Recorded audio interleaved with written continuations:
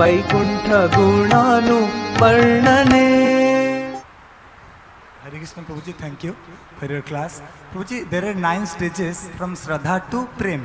श्रद्धा से लेकर प्रेम, जो षड्रिपु रहता है, जो काम क्रोध लोभ मोह मद माश्चर्य, ये कौन सा स्टेज में पहुंचने का बाद ये माश्चर्य चला जाएगा? ভাব স্তরে শ্রীল প্রভুপাদ উপদেশামৃতে লিখছেন 8 নম্বর শ্লোকের তাৎপর্য আছে, দেখবেন ভাব স্তরে ভক্তকে মায়া আর বিচলিত করতে পারে না। ভাব স্তর পর্যন্ত তার ভাব এবং প্রেম, ভাবের আগ পর্যন্ত, আসক্তির স্টেজ পর্যন্ত আমাদের প্রয়াস, কৃষ্ণের করুণা আমাদের প্রয়াস।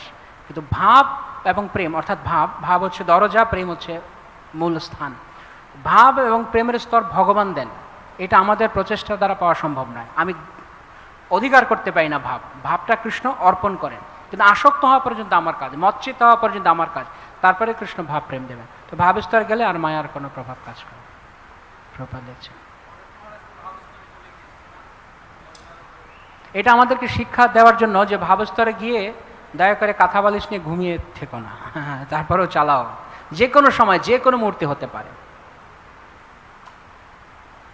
সাধারণত ভাবস্তর থেকে পতন হয় না, সাধারণত এটা এক্সেপশন, ব্যতিক্রম। আমাদেরকে সতর্ক করার জন্য যে ভাবস্তরে গেলেও মন কলা খাওয়ার দরকার নেই, যে কাজ হয়ে গেছে, তারপরেও সাবধান থাকতে হবে। শ্রীল প্রভুপাদ দেখবেন ওই শ্লোকের তাৎপর্য লিখেছেন যে ভরত মহারাজের দৃষ্টান্তের দ্বারা প্রভুপাদ ভগবান এটা বুঝিয়েছেন যে ভক্তিমার্গে সাধককে কি পরিমাণ সতর্ক হতে হবে, প্রতি মুহূর্তে সতর্ক হতে হবে। এটা ভরত মহারাজের দৃষ্টান্ত। এটা একটা শিক্ষা দেওয়ার জন্য করা, এটা নর্মাল ফেনোমেনা, এটা সাধারণ ঘটনা নয়, এটা ব্যতিক্রম ঘটনা।